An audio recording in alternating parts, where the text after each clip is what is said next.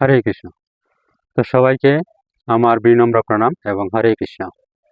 তো আমরা যেহেতু সনাতনী, তাই আমাদেরকে গীতা অধ্যয়ন করা একান্ত প্রয়োজন। কেন গীতা অধ্যয়ন করা আমাদের প্রয়োজন?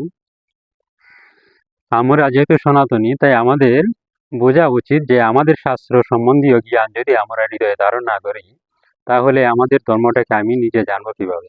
নিজে যদি আমার ধর্মটাকে আমি নিজে না জানি ভালো করে, তাহলে অন্যকে আমি কিভাবে শিক্ষা দিতে পারি? ঠিক আছে, অন্যকে শিক্ষা দেওয়া এবং নিজে জানা দুটার মাঝে পার্থক্য কি? যখন আমি নিজে ভালো করে জানবো, তখন আমি অন্যকে সেই জিনিসটা বিতরণ করতে পারবো ভালোভাবে। আর যদি আমি নিজে যখন জানবো না, তখন সেই জিনিসটা আমি অন্যকে কিভাবে বিতরণ করব। তাই আমাদের শাস্ত্রটা অবশ্যই ভালো করে জানা উচিত। গীতা শাস্ত্রটা আমাদের ভালো করে জানা উচিত। তাই বলা হয়েছে যে যে জাতি শিক্ষিত, সে জাতি তত বেশি উন্নত। শিক্ষার গুরুত্ব অপরিসীম। তাই আমাদের শিক্ষা নিতে হবে, যেহেতু আমরা সনাতনী, তাই আমাদেরকে আমাদের যে গ্রন্থগুলো আছে, যে শাস্ত্রগুলো আছে, সেইগুলো আমাদের অবশ্যই জানা একান্ত প্রয়োজন। তো এখানে বলা হয়েছে যে বৈষ্ণব জনরা বলেন যে জানো আর না জানো, বুঝো আর না বুঝো, তবু তুমি গীতা পড়ো। কেন?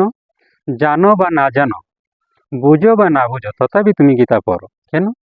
না, এই জন্যই গীতা পড়ার গুরুত্ব দেওয়া হয়েছে যে যেহেতু সেই শাস্ত্রটা ভগবান শ্রীকৃষ্ণচন্দ্র নিজ মুখ দিয়ে উচ্চারণ করে নিজের হৃদয় থেকে সেইগুলা জ্ঞান বিতরণ করেছেন, তাই ভগবানের বাণী, ভগবান এবং ভগবানের নাম অভিন্ন। যেহেতু ভগবানের বাণী সরাসরি ভগবানের বাণী, ভগবান থেকে অভিন্ন, তাই বলা হয়েছে গীতা বুঝো আর না বুঝো, জানো আর না জানো, তথাপি তুমি গীতা পড়ো। পড়লে কি হবে? না, ভগবানের কৃপা অবশ্যই লাভ হবে। এরপরে বলা হয়েছে যে তুমি যখন গীতা পাঠ করবে, বুঝবে না ঠিক আছে, কিন্তু তথাপি তুমি পাঠ করতেছ। কি জন্য পাঠ করতেছো? না, সেটা ভগবানের বাণী হিসাবে তুমি হৃদয়ে ধারণ করে সেটা তুমি পাঠ করতেছ। তো এই হিসাবে এখানে একটা গল্প আছে। দক্ষিণ ভারতে যখন শ্রী চৈতন্য মহাপ্রভু প্রচারে গিয়েছিলেন, তখন সেইখানে একটা মন্দিরে তিনি শ্রী চৈতন্য মহাপ্রভু গিয়েছেন। সেইখানে দেখতেছেন, শ্রী চৈতন্য মহাপ্রভু দেখতেছেন সেইখানে অনেক ভক্তরা আছে, সেখানে সবাই গীতা পাঠ করতেছে।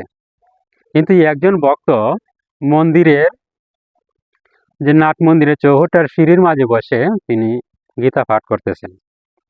কিন্তু তিনি কি বলতেছেন গীতা, সেইটা কেউই বুঝতেছে না। গীতা যে কি বলতেছেন, গীতার শ্লোক যে তিনি কি বলতেছেন, কেউই বুঝতেছে না, স্বয়ং মহাপ্রভুও বুঝেন না। কিন্তু তিনি কান্না করতেছেন। ওই ভক্তটা গীতাটা পড়তেছেন, যা পড়তেছেন তা তো কেউ বুঝে না, কিন্তু তিনি কান্না করতেছেন। কেন কান্না করতেছেন? এই বিষয়টা শ্রী চৈতন্য মহাপ্রভু, উনি যেহেতু শ্রী চৈতন্য মহাপ্রভু ভগবান, তিনি তো জানেন কেন কান্না করতেছেন। তথাপি তিনি গিয়ে জিজ্ঞেস করলেন যে মহত, আপনি কেন কান্না করতেছেন? হে মহৎজন, আপনি কেন কান্না করতেছেন? আপনি তো গীতা পাঠ করতেছেন, কিন্তু আপনি কেন কান্না করতেছেন? গীতা কি আপনি বুঝতেছেন? বলছে, প্রভু আমি কি বুঝবো, আমি গীতার কোনো কিছুই বুঝি না, তা আপনি কি বলতেছেন? না, আমি মনে মনে বলতেছি, এইটাই বলতেছি যে হে ভগবান, তুমি কত করুণাময়, তুমি কত দয়ালু, যে তুমি স্বয়ং অর্জুনের রথের সারথি হয়েছ। তাই আমি গীতার এই প্রথম পৃষ্ঠাটা দেখে এই অর্জুন যে ভগবানের রথের সারথি হয়েছেন, এইটা দেখেই আমি কান্না করতেছি যে ভগবান কত কৃপালু, কত দয়ালু, যে তিনি অর্জুনের রথের সারথি হয়ে গেছেন, ভক্তের রথের সারথি হয়ে গেছেন। তো গীতা তখন শ্রী চৈতন্য মহাপ্রভু বলছেন যে তুমি একমাত্র গীতার যথার্থ উপলব্ধি করতে পেরেছ। কেন যথার্থ উপলব্ধি করতে পেরেছ? না, তুমি বুঝেছ যে ভগবান ভক্তের রথের সারথি হয়ে যান। যিনি ভগবানের হৃদয়ে যিনি বাস করেন, শুদ্ধ ভক্ত, সেই ভক্তের দাস হয়ে যান ভগবান।